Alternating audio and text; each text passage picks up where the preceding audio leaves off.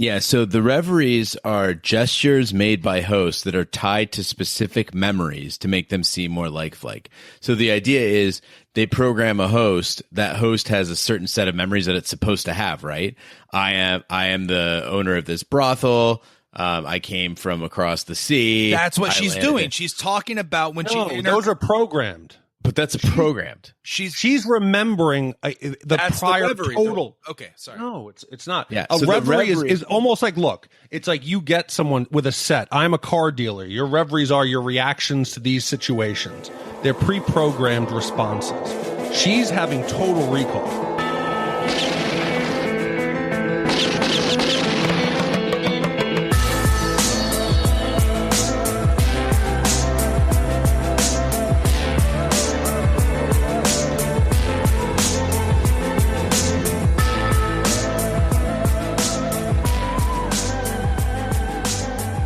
Welcome, guests, old and new, back to the Westworld podcast by Shat on TV. This is your favorite cowpoke, Gene Lyons, along with my two buddies here, Roger Roper. Howdy, howdy.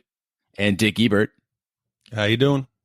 Dick was not able to join us earlier in the week for our Instacast, which we will be now doing weekly after each episode of Westworld. This week, Westworld was released a little bit early, came out during the week as opposed to its normal Sunday night release. So we had a little more time to digest it, and that's a good thing because the theories that came out of this one are absolutely bonkers. As a note to everyone, if you haven't watched episode 2, we're going to be discussing the whole thing, getting into the nitty-gritty and projecting what we think might happen in the future. So this is a warning. If you haven't watched episode 2, don't be mad if we ruin it for you. Yeah, I thought that more people would have watched it earlier, Gene, but it seems as if a lot of people waited till Sunday to watch it and followed along with us during our live tweeting that we do every Sunday, as opposed to watching that shit show that was the debates. So I'm encouraged by the fact that it seems the audience is still there that it was from episode 1 and even possibly growing. Yeah, I think it's definitely started to grow. I mean, you look at the numbers, each week it's gone up. The first week, a lot of people that I spoke to didn't even know it had aired. So the first one came down, and I think this didn't have anything to do with the hurricanes like you thought. I think this was a little reward to those that are signing up for HBO Go or HBO Now, and to the true fans. But again, I was surprised. A lot of people didn't see it till Sunday, and that's why today we had a lot of downloads and a lot of communication. So it was a reward to us, the true fans. Yeah, we're starting to see a lot of fan engagement. We're getting a lot of tweets back. We've got a couple emails that we'll address throughout the episode. So again, if you've found us on Instagram or Twitter or Facebook, we're glad that you're here. The best way that we can grow the podcast is through an iTunes review or just a retweet. But again, any fan engagement that we have, we'll make sure that we give you a shout out. And any retweet or email that we get, we'll make sure that we'll give you credit. So this week's episode, I feel like we'll do a little bit different than what we did in episode 1 recap. A lot of review podcasts will go in a linear format and go scene by scene. We got some feedback on Twitter that instead of doing that, perhaps just talk about in buckets. And if you've just seen the episode, there's no reason for us to go scene by scene. So we'll talk kind of like in story arcs. I think that might be we'll try out, see how that goes today. Is that okay with you boys? Yeah, that sounds great. I mean, we've only got an hour to do this thing, and there's so much to talk about. I mean, we could go on for 4 to 5 hours, which we have been doing all week. So this is really the best of the best, what we really boiled it down to. And if we left something out, that's great. Write us about it. Call us on it. And we're happy to write about it in the blog and discuss it on future podcasts. So this week's episode was entitled Chestnut. What did I was expecting some sort of chestnut tree. I think there's, just like within anything else, there's a hidden subtlety in the show. Gene, what does chestnut mean? Well, the original was called the original. Chestnut, from what I can tell, at least in the colloquialism that I've always heard, is it's a lie, right? Like someone says, "Oh, that old chestnut," like that old lie.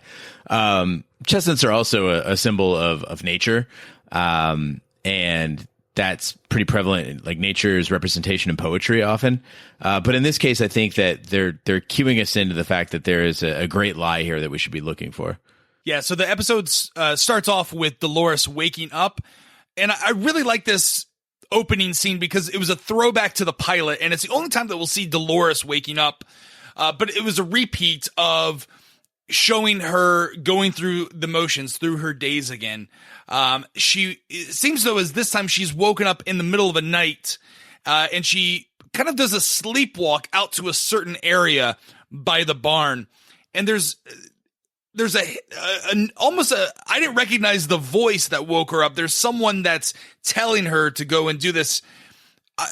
Did you recognize the voice at all? Yeah, I think I watched this with my wife with subtitles. So a lot of times there's an advantage to it. You pick it up. They say the man or man. A lot of people online seem to think that's Bernard, but I recognize it right away. I think it's the man in black.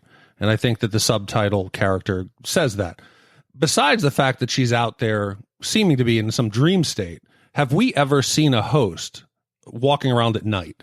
Several times in this episode, or at least 2 times in this episode, you see that they do have the ability seemingly to get up and move around when they're not necessarily supposed to. It seems as if bad things happen when hosts wake up from a nightmare, an unscheduled wake up.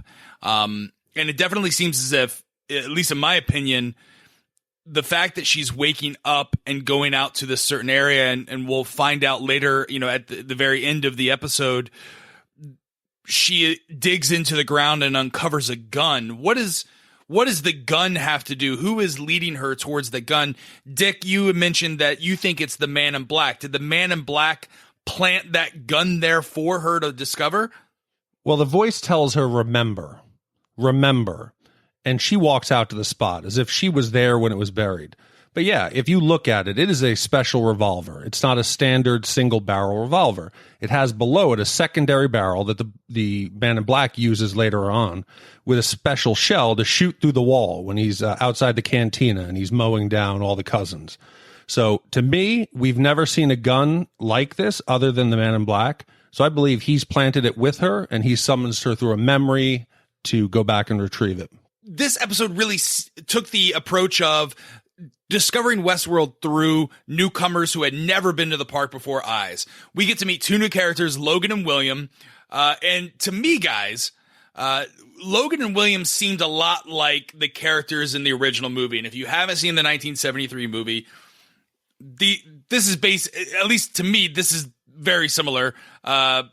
Introduction into the park, and we'll see if that's the storyline that they approach. But anyway, Logan is taking his friend William on his first visit to Westworld. It seems as if Logan has been there before. William seems to be a little bit more quiet, a little bit more introverted. Logan is brash. He's kind of out there. The feedback on Twitter is that he's a douche. I think we got tweeted that Logan is a douche. He loves to partake in the wilder side of the park. And instead of taking a hovercraft into the park, they seem to be taking like a high-end bullet train into a sterile subway station. Is this a station that maybe we've seen before? I think it is, but I want to just ask a question first. We're led to believe that they're friends. I get they're some kind of a work, that they're coworkers. They don't seem to particularly like each other. Did you take them as friends? Clearly in the brothel scene when William is talking to Clementine and she refers to Logan as his friend, and he definitely indicates that they are not friends. So yeah, coworkers I think is probably the way to go on that one. Yeah, and it's almost as if it seems like he's going there, he's being pulled to the park. He wouldn't go of his own fruition. During the dinner scene or somewhere where they're together, they talk about them being there specifically for work. If they're there for work, what do you think they're doing? Are they doing some sort of corporate espionage, or is this some sort of reward trip for hitting your sales quota at the end of the year? Yeah, it could be one of those, I can't count how many times I've been at a work retreat or a team building exercise when they're like, we're going to Topgolf. And I have no idea what we're doing there. It's not a place I would normally go. And it's always more expensive than I would ever spend on entertainment. So sounds about accurate. Maybe this is the Topgolf of the 21st century. But this is where Logan informs William that this is where Logan informs William kind of the rules of the park, how he talks about there's no orientation, there's no guidebook. Figuring it out is half the fun. And I really like this introduction. We talked about it on the Instacast, how Logan kind of goes off with his own personalized hosts, and William gets his own host that kind of takes him to the changing room. There's no montage where they're putting on different chaps or guns or whatnot, but it seems to be kind of a deeper meaning between getting ready, and they do some symbolism there as William is getting dressed. Well, we're going to talk in a little bit here about a theory of possible parallel timelines. And this was the first time that I noticed it. We're led to believe, even if you just go to the discoverwestworld.com website, you can see the detailed, your consent form, the waiver. In this version, it doesn't seem like he's done any paperwork. He doesn't know what's going on. He doesn't know where's the orientation. So immediately I felt this was we weren't watching a current visit to the park. Then as they go up the escalator, did you guys pick up the logo that's on the wall? Well, actually, during live tweeting of that episode, I pointed out that it looked like Phoenix Sky Harbor Airport. I knew something was different about that mural or the landscape that as you come up, the logo is a different logo. The image is different. So clearly I was like, either they're entering from, a part of the park that's just not been updated, or we're looking at a completely different time frame. I also noticed it is a distinct resemblance to cold storage. We had commented on one of the first casts that the cold storage outside looked like it was an older version run down of a welcome station. You can see the train tracks. You can see the escalator. You can see the silver globe of Delos. I got the vibe that this was that same deteriorated welcome center at some point where it was still functioning. And if you look at a schematic of the facility, the command facility for Westworld in the Mesa, you'll notice that monorail entrance is very, very close to cold storage. In fact, it looks like it's just been elevated a level up from cold storage. So if you had buried, say, the old one, you would just build right on top of it where it enters in. So geographically, it makes sense. Symbolically, it makes sense. Visually, it makes sense. But I think that it was something that at first blush, if you didn't catch it, don't be embarrassed. I didn't catch it the first time I watched it. The second time I watched it is when it really became apparent. Yeah, it seems as if some of our viewers have a very similar theories. In fact, we received an email that I'll read right now. And again, if you want to email us, our email address is hosts@shatontv.com. This comes from Jezbel108. She writes, hey guys, great podcast. Thanks very much for the episode 2 Instacast. So I've now watched both episodes twice. In episode 2, one thing really stood out to me, but no one else agrees. So I thought I'd put it out to the experts. William and Logan seemed like a flashback to me, i.e. the Man in Black origin story. I think this may be because the first scene where they show them, it's faded on the word remember. There's also other evidence to support this. She goes on, and there's 3 bullet points. Number 1, there's something about the arrival terminal that reminds me, and this is her words, reminds me of the cold storage from episode 1. So again, she's pointing that out. Dick, I think you mentioned the cold storage. It looks very similar to what you see, but I did not see a globe. I think there was other people on Twitter saying, hey, did you see the globe? Did you see the globe? Guys, did you see any globes down there at the subway station? No, and I think they purposely didn't show us a wide shot. It was meant to obscure the fact if it truly was in the past. But there's no doubt the resemblance is uncanny. Yeah, the only globes I saw in this episode were during Logan's orgy scene at the brothel. Her second point is that when William steps off the train into Sweetwater, he bumps into Grizzly Adams, the guy who Teddy is usually bumping into. And she says, well, that's usually Teddy's job, but William does it this time. Is there any credence to possibly that Teddy is not involved in the narration and therefore this is an earlier timeline into the park? I think we have clues that it's a different narrative or storyline, multiple. But right when you walk into town, instead of the sheriff trying to rally up a posse to go find Hector, we now see that it looks like it is a northern general who's trying to rally the troops to go after the natives. Completely different storyline. Yeah, she mentions that as her third point, that there are people in town drafting for the war, not the bandit hunt. There's also other characters that we see here. The narrative of the prospector, the old guy prospector One Eye, who's trying to get them to go on some sort of treasure hunt. out in the canyons. But just to wrap up Jezebel's email here, they write, in my mind, it's most definitely a flashback, but I am the only one who sees it this way. If this is true, then they have two crackpot theories. One suggests that William and Logan are tied to the corporation, the Delos Corporation somehow, possibly that they're brothers-in-law. They guess that William is married to a very rich family or is possibly married to Dr. Ford's daughter. But the more likely theory, they point out, is that William falls in love with Dolores, is heartbroken because she never remembers him, is horrified at the things they do to her, and is trying to set her free. The deeper level is where he can download his consciousness into a host, probably Teddy, and live out his days blissfully with Dolores. This also points out to the larger interests of the corporation, probably to have all the world's elite live in this world, thereby solving the population problem. Just my 2 cents. Keep up the good work, Jez. What do we think about her or his crackpot? Jez, boy or girl? Jez.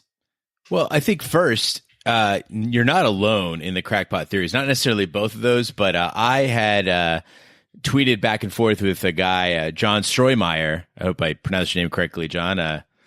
And he's at Marathon John, and he also theorized the same, that we're looking at different time frames, and he also saw that William was the man in black. His evidence that he offers is also that if you look at the wiki, William is described as not being into the lascivious attractions of Westworld and looking for the deeper meaning, or going into it to a deeper level. It's something to think about for sure, but I just don't see enough evidence to say it definitively. Well, remember, later in the episode, they talk about Occam's razor.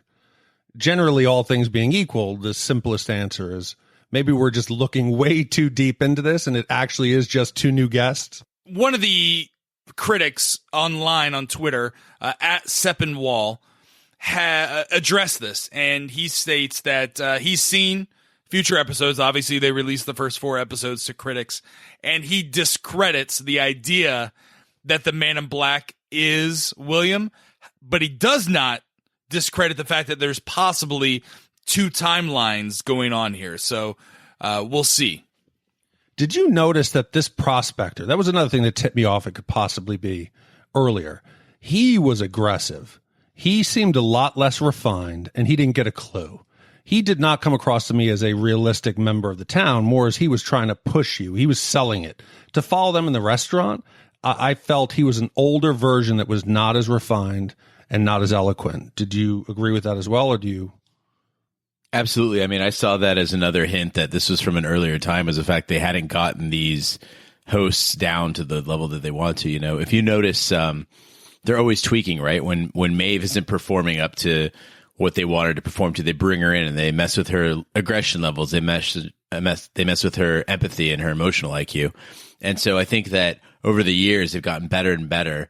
In fact, I think that each of the hosts has a specific role, and they're tweaked just to be the best at that role, right? So in the case of Maeve, she's there to seduce, and they make her better and better at seducing. In the case of Dolores, she's there to be fallen in love with, and they make her better and better at that. And in the case of Teddy, poor guy, he's there to just draw aggression out of the black hat, so he gets killed, if you notice, in every single scene he's in. Sometimes for no reason at all. He's just having a drink, and there come the bullets.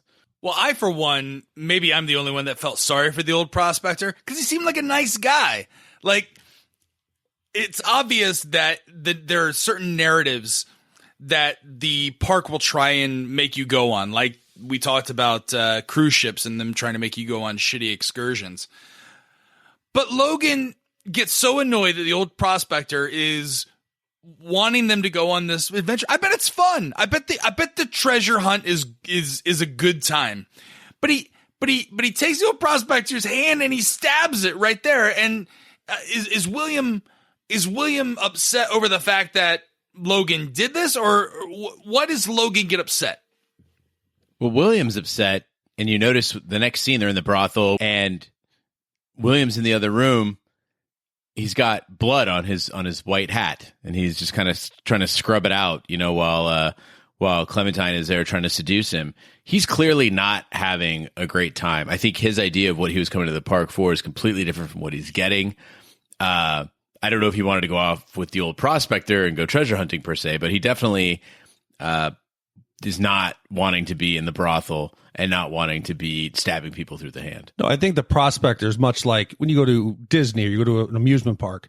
They force you to walk through all of the terrible attractions, all of the souvenir shops to get to Space Mountain. I think that's what the prospector is. Without the prospector, distracting a few guests, we talked about it before, that the line at the brothel would be around the building. So you need these little distractions to keep everybody distributed equally. Can we talk about the bisexual orgy that Logan is having up there? Like, how would you... I don't really understand what he's having. He has one host on top of him, almost, I guess, doing him cowgirl style. You have another female host slapping the shit out of him, and just some random dude host rubbing his chest. What is that? What do you call that? That's called Westworld, man. That's called indulging in whatever your bizarre ass fantasy is. So we're told by the initial host that welcomes William that no one will get hurt or killed that shouldn't. I can understand that they have special munitions for the guns, but we see in this episode multiple bladed weapons. We see arrows. We see blunt force trauma weapons. What stops a guest? That could have been a real person. What if that was a newcomer that Logan decided to stab through the hand? How do they stop that?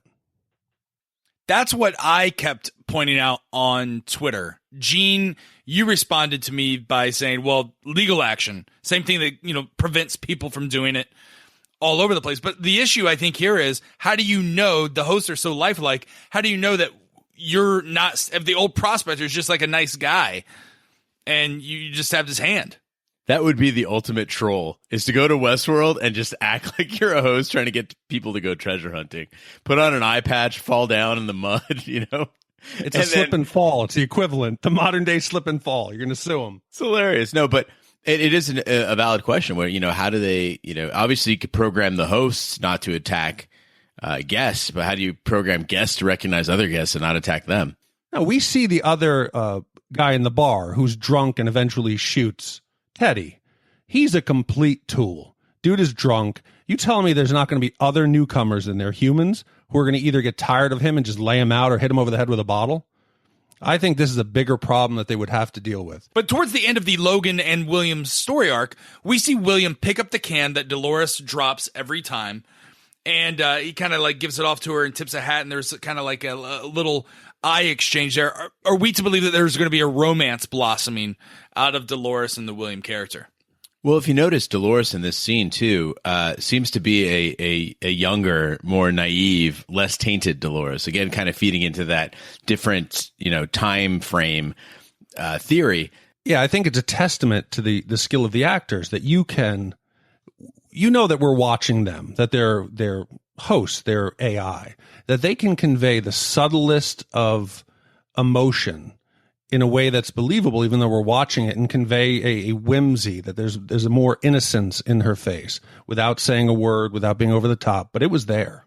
So that's the William and Logan timeline. A couple different thoughts that we come away with is possible narratives, possible an earlier timeline, possibly the William is Man in Black theory. We'll see how this plays out. But I really like the character arc so far, and the fact that they're kind of nodding back to the 73 movie. I got the impression from this that Logan might be in some warped way the sort of the jester role from a Shakespearean play, right? He seems to be kind of talking, again, we talk about the fourth wall. He seems to be talking to the audience quite a bit in this, kind of guiding us through it. Don't talk to the offers that are in town. It's just a distraction. He talks about on the way there, he's talking to William, and he says, that I know what you think this is going to be, tits and guns and all that shit that you think I like, but it's something completely different, And I think that he kind of might be the spokesman for the narrative, the spokesman for HBO, in which case I'm paying very close attention to everything this guy says. I think that these two characters are going to be hugely interesting as the storyline goes on. They're the ones I'm watching the closest now. So shifting from William and Logan to the character who I'm watching the most is the Man in Black. So the Man in Black, we see his storyline. He interrupts a hanging in order to have a word with his friend, Lawrence. He shoots the lawman down, then cuts He shoots a lawman dead, then cuts Lawrence down from the gallows. He hands the scalp that he took from Kissy and asks him where the maze is, to take him to the maze. This part of the show reminded me of the video game Red Dead Redemption. To the point to where I think there's a mission where you have to capture a thief, hogtie him with your rope, and then take him back into town on your horse with you dragging him along. You have to go kind of at a slow pace so the rope doesn't break. More and more, this game is this show is reminding me of the game Red Dead Redemption. Are they copying elements from missions in Red Dead Redemption? I think the show and Red Dead Redemption have similar source material just because of the fact that these are like all Western tropes, right? But there are lots of articles, blog posts online talking about how much video games are referenced in Westworld, how much Westworld kind of leans on that video game dynamic with the NPCs, with, the role playing, with these missions. And we see the Man in Black clearly carrying out missions in a very specific sequence to get to the things that he wants to get to. What's interesting about it, though, is he really is a player in the sense that he's not just going through the motions. He's enjoying every minute of this. He role plays each scene from his, he's got the speech down. He relishes, he kills with style. I mean, he could just walk around shooting people, but no, he's got to use knives and shoot through walls and do all sorts of other badassery, which kind of makes you wonder, is he a human who just has a real love for this place, or is he something else? Oh, he's a human. He has a great flair and a great panache. When he says, what about if I have my men shoot you? He says, well, I'm going to have trouble fitting all of you in that hole. He's doing it with style. That is not artificial. So he drags Lawrence to his hometown, which we've discovered on discoverwestworld.com. That town is called Las Mudas. Is it Las Mudas or Las Mudas? I believe it's Las Mudas. Where we meet Lawrence's wife and daughter. And seemingly the entire town inhabitants are Lawrence's cousins. This is where you talk about the game element. Everything is done with a purpose. The Man in Black understands the game. He knows that you've got to go to Lawrence with Kissy's scalp, and then Lawrence will take you to the town where he'll introduce you to his wife and child. But he has a really deep conversation with the wife and the daughter. You're saying that he knows the game. I don't think he does. I think he feels like he knew it, but now he's realizing he knew nothing. He talks to Lawrence about all their experiences before, whether it was hunting the Sioux in the Badlands or all of their adventures before, and the fact that he had hidden elements of his personal life, that he never discussed them. So there's elements to what was going on in Westworld that the Man in Black completely has missed. And this is when he has started to realize it. Did you notice, though, we had talked in the past that it looked under the scalp that it was an integrated circuit, that it was some form of circuit. This time, I really thought it was. The center symbol looked like a human, caricature, and the maze around it, symbolizing that there was something in the center of a maze, whether it was a creator, a person. And in one of the trailers, we see a human curled up in a ball, and someone has drawn the symbol around them in the dirt. So is that the thing? So again, in video games, you have to scalp a certain individual, look on the scalp. The scalp gives you a map. You hand that to another character, and then he takes you to his homeland or to his hometown. Now he's having this conversation with the daughter and the wife. While he's doing that, he's fiddling around with his gun. He seems to be taking out bullets, replacing them with other bullets, as well as changing out the cartridge. What is it that he's changing out, Big D? Okay, well, what he's doing at first is he's taking the upper half of the revolver off. And we see that he has what looks like standard munition. We've discussed before that his gun has a secondary barrel below that to me looked like it was a shotgun shell almost.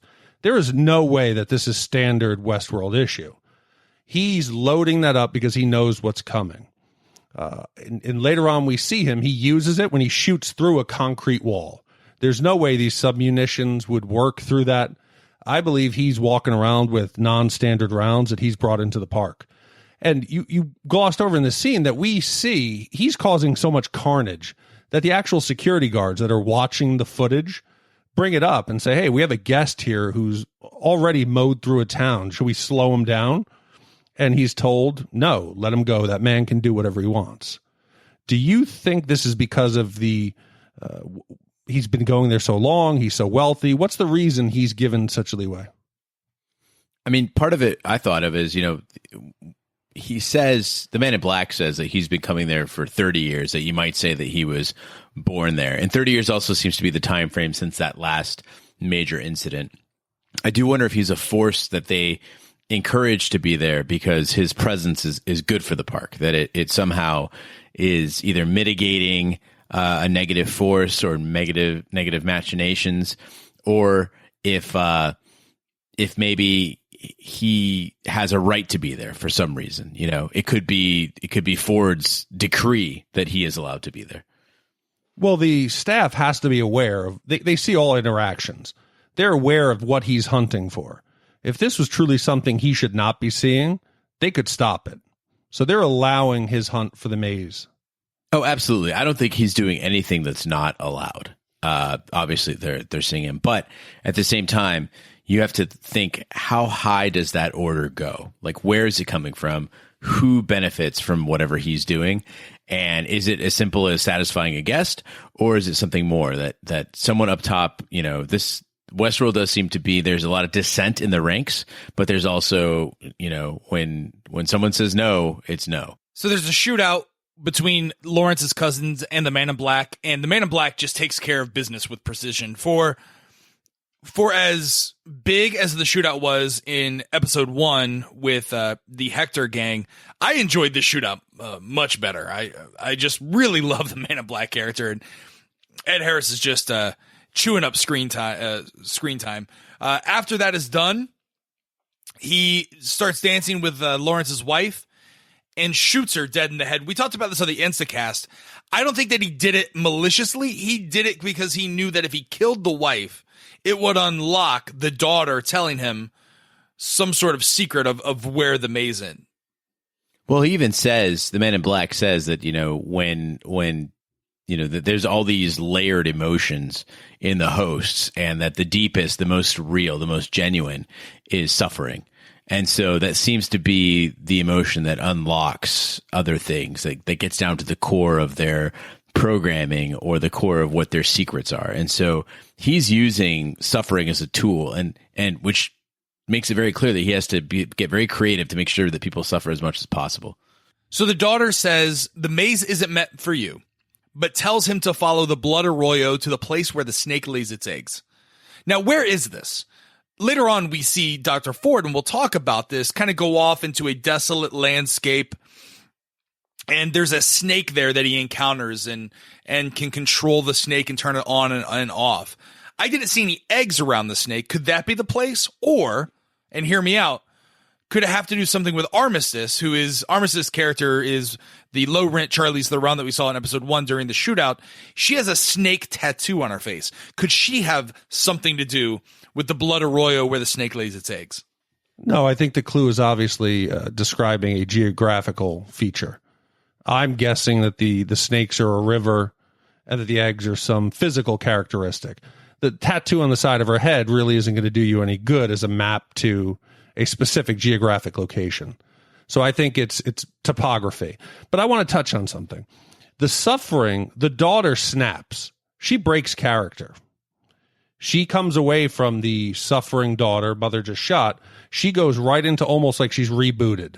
In the movie AI, when they're trying to find the blue fairy, they walk into kind of what they assume is a standard place that you get. I think it's like an encyclopedia, and you can learn anything about the world. Well, they read this code, and it unlocks like a special area, right? And it goes from having a personality, this Robin Williams voice character goes from having a Robin Williams personality to very a monotone, almost unlocked feature where he tells where to find the blue fairy. I think that's what it is. I don't think it's a reboot. I think you just unlocked a secret to Westworld. Oh, but you could have told the secret, the answer to it, but stayed in character. The little girl could have kept crying, oh, I know where the maze is. But she stepped outside the game. Well, I think that's which we've never seen. Well, I think that's what the deeper level is. The Man in Black is trying to find that deeper level to the game, and he just uncovered one part of that. Right? He's getting behind the scenes of the hosts. And that has to be something that's programmed in. Oh, without a doubt. That the host will react in that certain way if they are prompted. So I think you're right. I think that's something, there is a secondary layer that's going on.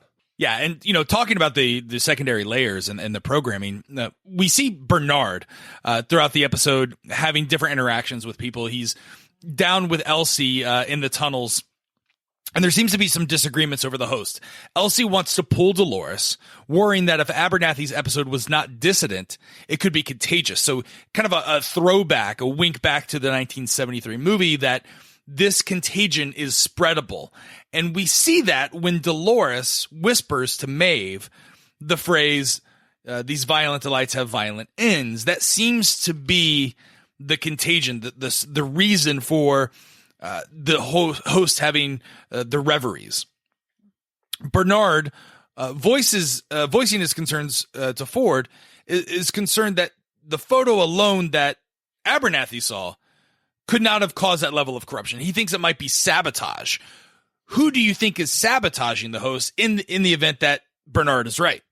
No, I want to take a step back. Their issue with the photograph is that the photograph should have had an instantaneous effect on the host. The host does not, reflect back on memories or start to ponder things. When they watch him all day, he's thinking about it. He's dwelling on it. And then he has a breakthrough. That's not something that's normal. So they believe there's a problem with the core code. In the conversation that they're having with Bernard and Elsie, Elsie says to Bernard that you're aware of what's causing this and you covered it up. Do we think that that's Ford's reveries, or is there something else going on here? But he's obviously aware of what it is, and he's not saying. Do you think it has anything to do with the fact that... So do you think Bernard is in on it? No, I think Bernard's aware of what's going on, and he's trying to just keep a cap on it. Well, there's other things... Because we also see that he has a discussion with Dolores. And he's asking Dolores, how many interactions have you had since the last time that we talked? Has anyone modified your core code? Have you told anyone about our discussions? And she starts playing with him right back. She says, why? Have you done something wrong? She's blackmailing him, essentially, saying that I know what you're doing is wrong, and I would get in as much trouble as you do. And he says, hey, wipe that interaction, go back on the floor, you're going to be missed. Did you take that as a threat from Dolores? Oh, without a doubt. 100%. We also see that Bernard, in addition to having interactions with Elsie, Dr. Ford, and Dolores this episode, has a very erotic interaction with Teresa Cullen, the liaison for Delos Corporate. I was really grateful that this sex scene was not as graphic as the orgy scene earlier in the episode, or later in the episode, I guess. This kind of put an interesting spin on things, because from what I've gathered from the Discover Westworld website, they're not supposed to have sex at Westworld. They also have celibacy literature that's supposed to basically tell them, this is not cool. They're living in tight quarters. Fraternization is not supposed to happen between people at Westworld who are working. It's like serving on a submarine in the Navy. No, but the difference is on the submarine, they don't have 50 different sex robots walking around. You're in a place that is based on sex and violence, and they tell you can't have sex. How hard would it be for them to have like a break room with like 3 or 4 hosts, male and female, and let the employees go in? Keep everyone happy, relaxed, and it's no skin off your back. Look, I absolutely agree, but at the same time, it's really apparent that Westworld is not the kind of place that you or I would want to work, because they frown on it. Well, what I want to dive into is the conversation that Teresa has with Bernard, where she questions, the how the hosts are interacting, and Bernard chalks it up to, well, they interact, they talk, because they're constantly trying to error correct each other, and that's how they practice. And she asks him, well, is this you practicing on me? You don't normally talk this much. Is this the writers of Westworld trying to steer us down the idea that Bernard is a host? Different people on Twitter, and I had exchanges about it could be either of them. Honestly, I think it's more likely that it's Bernard, but there is a hint that one of the two in this situation is a host or is not human. In the sense that who's doing the practicing, right? Like, is it Bernard practicing, or is it Teresa being practiced?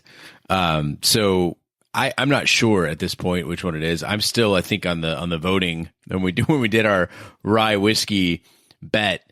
I'm still going with it's Bernard who's not human. So the one character that we definitely know is a host is Maeve. And in her story, we see a lot of her storyline. And Thandie Newton, the actress who plays Maeve, absolutely killed it this episode. We see Maeve as having her issues. She's chatting up men in the saloon about her dreams and nightmares, but she's almost having like a total recall of a prior build, what appears to be a prior build. And the fact, we talked about this in the Instacast, the hosts, if they are not doing the job that they are programmed to do, which in Maeve's case is have sex with the newcomers, they have to take them offline and reprogram her, try and adjust her personality traits, and then send her back into Westworld. If that still doesn't work, then they'll decommission her. So we see where Maeve is taken down into the tunnels, and they decide to give her another chance and up her aggression 20%. But back in Westworld, in the saloon, Maeve gives the same speech, this time to a woman, but her aggressive behavior turns off the woman away. This show is clearly an actor's delight. Dick, you alluded to it before, but having them do the same line in a bunch of different ways, just with slight tweaks, very challenging for the actor, but also it's really cool to see that level of skill and precision in saying, okay, I'm going to deliver this with 20% more aggression, with 1.3% more empathy, you know? So again, yeah, so hats off for this performance. It's brilliant. So Maeve appears to be, functioning properly until she comes across Dolores. And Dolores says to her, of course, which we now believe is some form of unlocking code. These violent delights, lead to violent ends. After that happens is when these total recalls start to flood back in. And they vary from a massacre in the street to a complete prior role. It appears that at some point in the park, she wasn't the head of the brothel, that she was maybe a frontier mother. And she's remembering encounters with the Indians, and she's remembering encounters with the man in black. Do we believe that now that these violent delights is the trigger or the virus that's spreading? Absolutely. To me, there's no question. That's the code that's unlocking the hosts. Yeah, it seems like these verbal codes, deep and dreamless slumber, shutting them down. Violent delight seems to be, causing them to remember. It was said by Abernathy to Dolores, by Dolores to Maeve. It follows that that's what's triggering them. And you see when Dolores does say it to Maeve, it triggers this scoff, and then you can almost see processes happening within her head that she was not expecting and that are confusing the hell out of her. Well, the lab techs decide to decommission Maeve in the morning, but we'll leave her on the floor in case anyone wants, one last roll in the hay with her. It seems like they're pretty quick. Instead of just kind of leveling off her aggression, and doing what Elsie did, which seemed to correct the issue, at least from a performance perspective, which is kind of increase her emotional IQ. They wanted to decommission her right away. How much do these hosts cost? I mean, they can't be cheap. Oh, they're not cheap because of how many times they use them, right? They're clearly not disposable. There's a lot of technology and personnel involved in getting them back on their feet and back on the floor as soon as possible. They do, however, the speed with which they will decommission them leads me to believe one of two things. One is that maybe this is a host who has been around for a long time and therefore is kind of at the end of the product cycle. Or two, they've seen things go downhill very rapidly for hosts that are showing certain signs that basically they've seen this before and it does not end well. So kind of nip it in the bud. I think maybe it's like a hard drive. You can only reformat it so many times. And I think we have an idea of the general cost, because later when Sizemore comes up with his new thread, his new storyline, he says, I can't have this storyline without 50 new hosts. And they act like this is an astronomical amount. They said, there's no way we're going to corporate and requesting that. And he said, it's only a couple extra new line items. I'm getting the impression that these could be 5-10 million apiece minimum. And I think I can understand. Do you think possibly decommission doesn't mean, take them completely out of circulation or repurpose them? There is that reference in the episode to the knacker's yard. Sizemore says the knacker's yard. And a knacker's yard is basically where you take old horses. It's not a slaughterhouse. It's where you're going to take them and render them into, products, right? Glue or what have you. So it does make you think that they are doing something else with them. But that doesn't explain, the old Bill, who's down there and seems to have been down there for a pretty long time. And also, if you get into the, again, the Discover Westworld website, if you get deeper into it and kind of get down into the leaked emails, they're talking about the smell of rotting bodies coming from down there because the cooling system's not working correctly. So it seems like we're getting conflicting messages here. Yeah, maybe there could be some sort of a repurposing, recycling of the matter, or maybe they just throw them down there to rot. Why they would do that, though, is beyond me. You talk about mixed messages during the nightmare that Maeve has.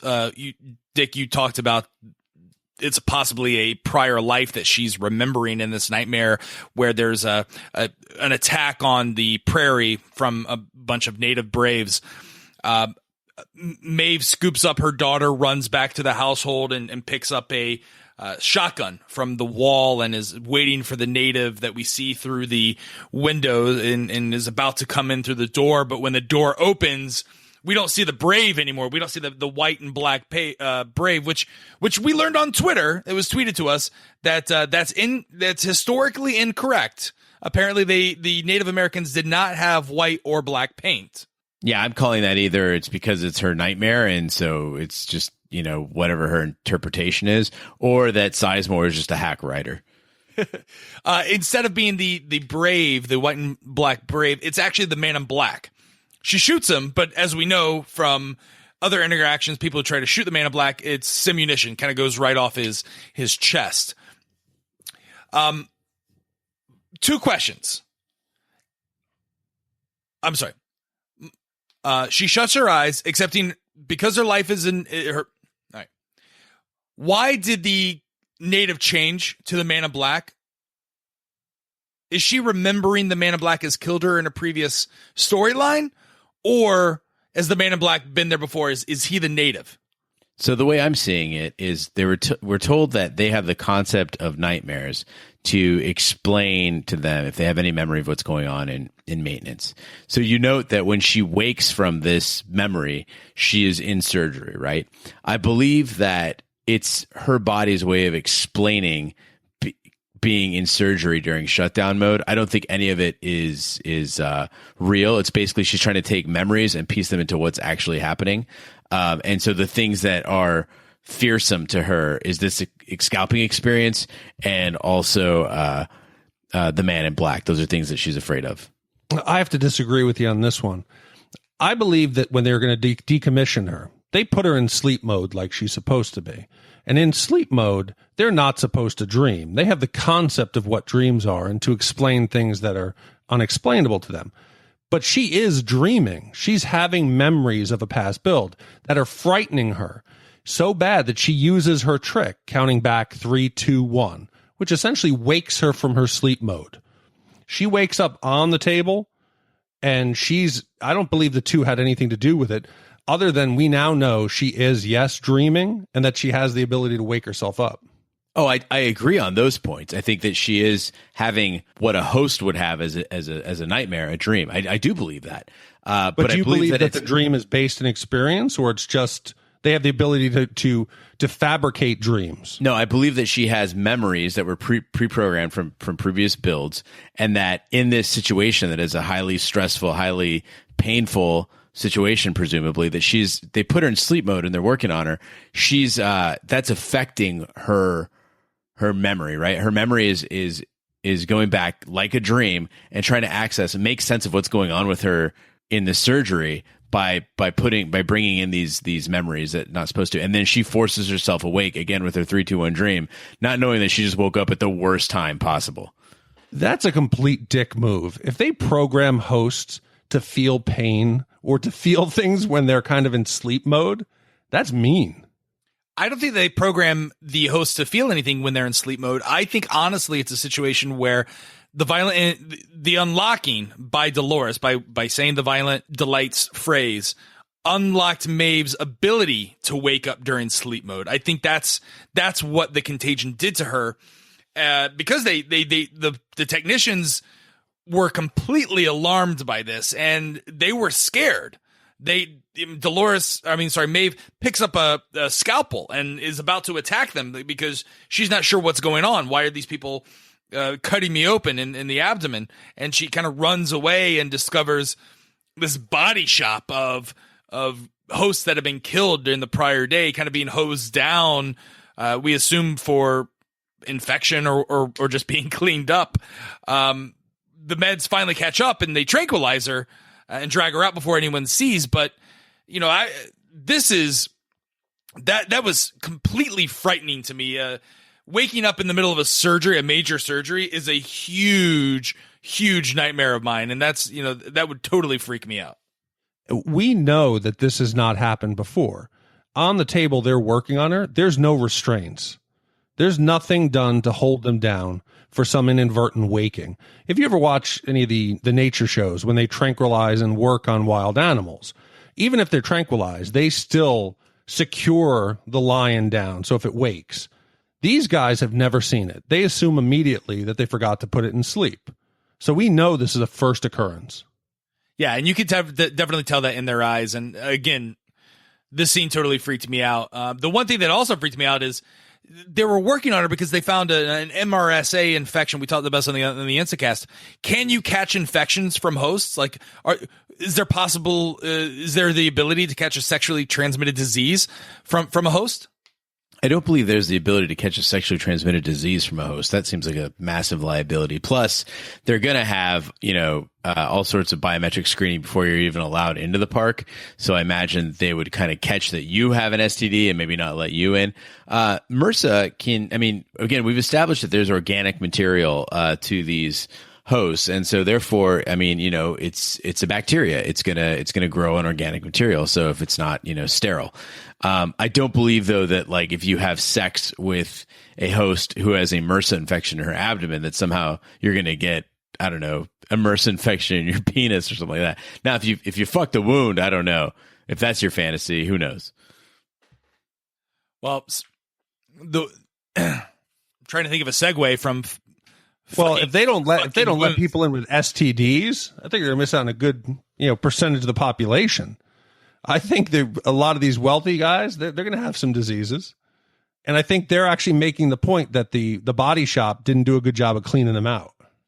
I think we're seeing ineptitude at various levels in Westworld. You got coworkers sleeping with other coworkers. You've got the guys kind of hosing off the stacked up dead host bodies, the mutilated host bodies. Don't exactly seem like top-notch scientists here.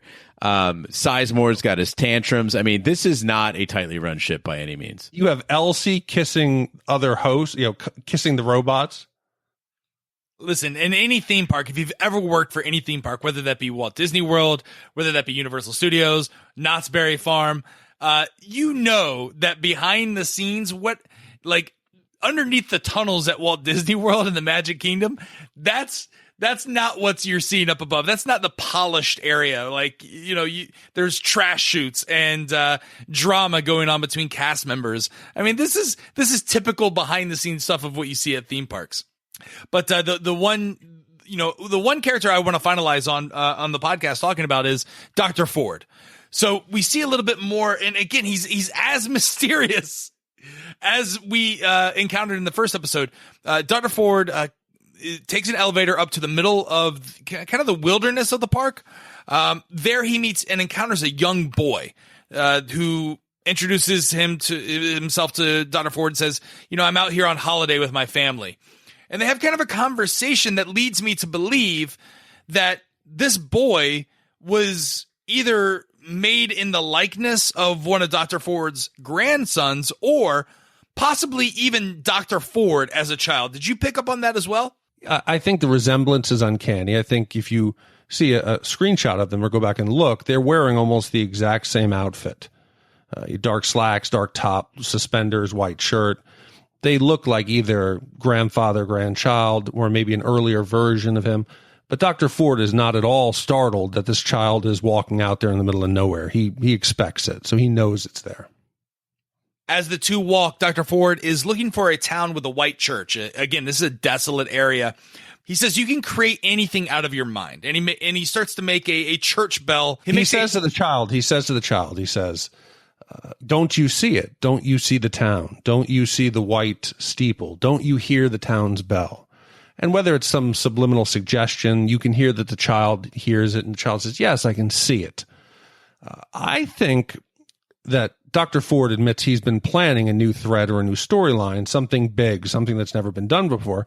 Is it possible that he is going to create a small group of hosts that will design the town themselves? He will plant the seed of creating this town and leave them to it. So this thread will no longer be created by, what's that department called? Narrative. It will no longer be created by narrative, but actually having the host create a narrative of their own, something no one's ever seen before. Yeah, I love that idea. The fact that, that's the next logical step, right? Not having humans, that's not Genesis, right? That's cardboard. You want the host to be building their own civilization or their own, creations. That's the realest it gets. There's also a nod that Ford does, and this fuels fire to the, is Dr. Ford a host or not?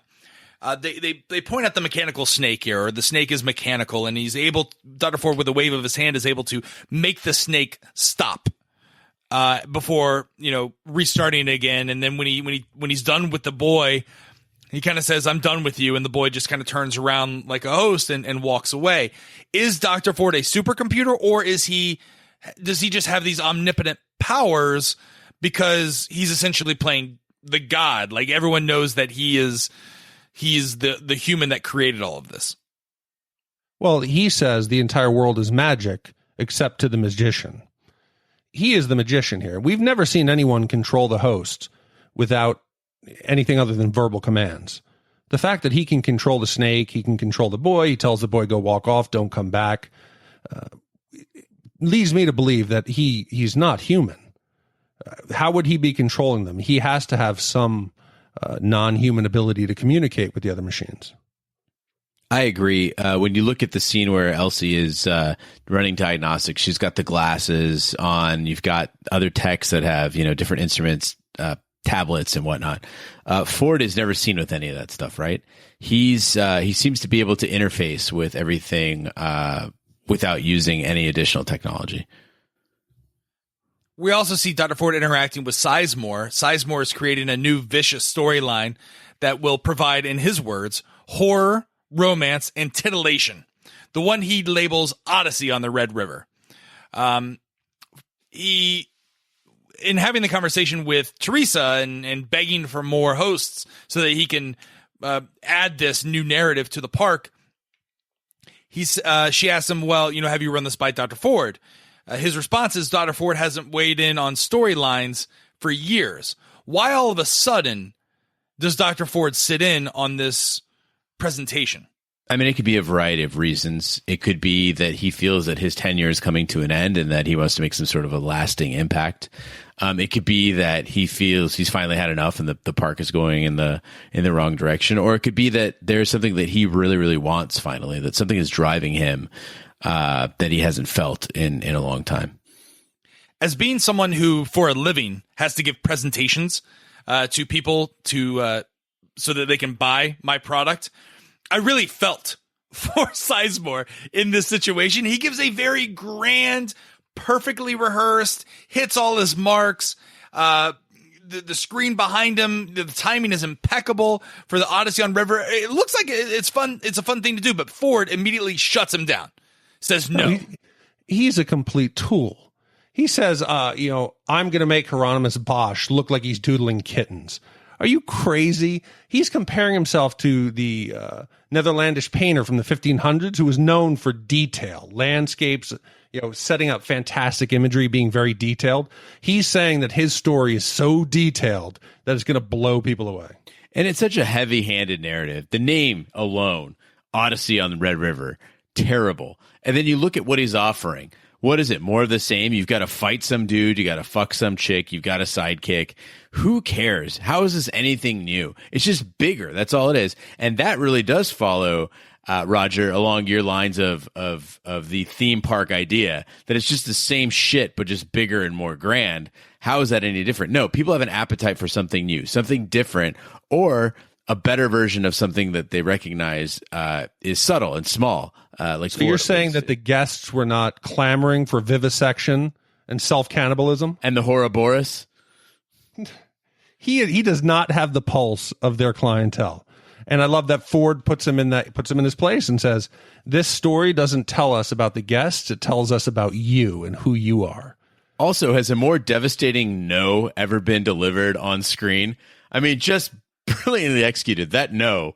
Even better. He says, do you like any part of it? And he says, what size are those boots? His secondary question wasn't even worth an answer. Validating.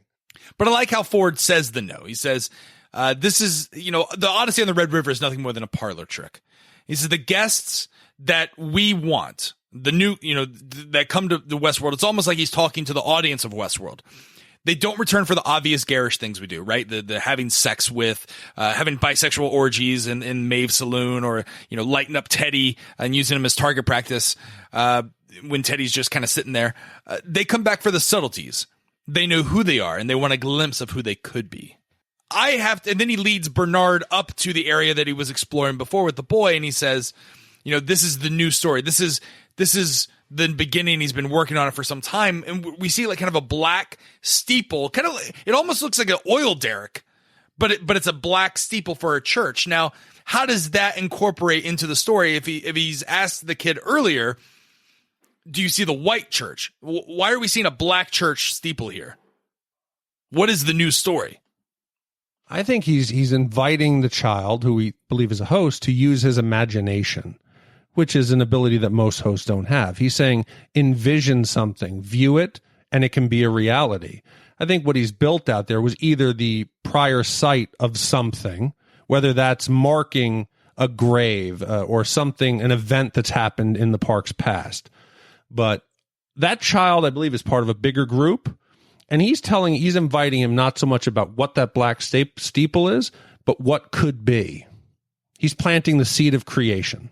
I like that theory better than some of the theories I've seen online that this is possibly a new world, like Roman world or medieval world. One thing I wanted to add to the podcast, guys, is since we don't have any spoilers, is talking about discoverwestworld.com. If you haven't been on discoverwestworld.com or signed up for HBO's newsletters and emails, there's a lot of things that go on, and that you can there's like, we talked about the hidden subtleties that might lead us to upcoming episodes and plot points. Gene, you and I, in prepping for the podcast, you mentioned that there were some cool things that you saw on there, and I think this might be a good time to talk about those. So an email went out to people who had visited Discover Westworld, and it had some links in it that if you clicked at first blush, you're just being kind of led around the site. But if you dig a little deeper, we found some things like videos that seem to have been leaked, mock leaked. That have the Delos corporate map in there, right? It's a animated schematic of the map. We can post that up, and it's got everything outlined as to the layout of the building. Other interesting parts are some of the emails that we kind of discovered up, and they're basically flagged emails for different things such as employee misconduct or some sort of functional issues. So we have some that are talking about the employee discount. You guys have mentioned this before. Can these employees afford, like with Elsie kissing a host, can these employees afford a romp or even to get to go to Westworld? And there's, quote, how much is the employee discount? I've never actually been able to go to the park, says Janine Van Tulliken. And in response, Laurent Dupont says, not nearly enough, sigh. And they just talk about putting on tech suits and going upstairs. So clearly this kind of feeds into the whole idea that they are not making a ton of money and they're not exactly the best and brightest working here at Westworld. But I just want to also make it clear that the Discover Westworld site is run by HBO. So I don't know that I'm considering anything that we find out there spoiler. I think it's meant for fans to go dive in, learn. I don't think they're going to spoil anything. So don't be afraid. We're not sending you to some forum where they're going to completely blow your mind and release the synopsis for the next 5 episodes. Sure. I mean, we're seeing other stuff like Elsie writing an email saying that, basically telling us that if basically all these things you read, it's kind of like on a video game again, where you're reading an entire page and you're getting like one fact out of it, right? Like they do brain surgery in the behavior department. We find out that, there's a storyline called Bloody Benders in which the hosts rushed one of the human security crews, and the security crews shot them all in the face, not thinking that, hey, they're hosts, that's what they're built to do. So it just encourages the staff to use verbal commands as opposed to shooting first. But it also does say use verbal commands before you shoot. Indicating that maybe there are instances, and it does lead you to believe, if they think they've got everything under control, why do you have an armed security staff? It seems a little odd. Go to Discover Westworld, check it out. It's a lot of fun, and there's also little codes that you can enter into Discover Westworld that unlock hidden features, very similar to what we all talked about during the episode of unlocking different levels and deeper levels within Westworld. So we will post those as we find them on our website, and our website again is shatontv.com. Also, you can find us on Twitter, Instagram. We're at shatontv. We're also on iTunes, Stitcher, Google Play, everywhere fine podcasts are found. And again, we love the fact that people wrote in today to our email. It's hosts@shatontv.com, and interacted with us during our live tweeting that we do during the East Coast airing of Westworld every Sunday. We also will do an Instacast. I think we got great responses from our Instacast that we did, Gene.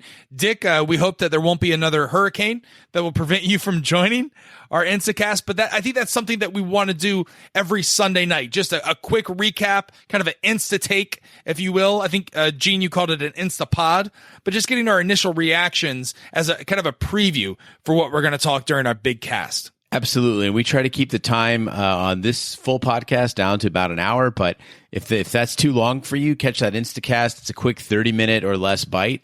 So it's a little more digestible if you've got a short drive to work, or if you like to jog for 30 minutes exactly. Yeah, we assume everyone lives in LA that listens to this podcast and has a terrible commute, because that's where most of our listeners are coming from. Also, if you know a friend who's watching the show, or you're having a conversation with somebody at work, share the podcast. The more feedback and crackpot theories and the more interactions we get, I think we want to build a big community. And between all of us, hopefully we can unravel this giant ball of tangled Christmas lights. Big D, I've got one question. Will we see Cowboy Lucky again showing up in another video on shatontv.com? Cowboy Lucky was a big hit, but Cowboy Lucky has many friends. So I suspect that we will see his merry band of puppet Western frontiersmen soon. There's 15 to 20 Westworld fan podcasts out there. We're the only one that uses puppetry. That right there alone is worth a subscription. So on behalf of my sidekick, Big D, and my cowboy buckaroo, Gene, this is the Raj saying we'll catch you next time on Westworld.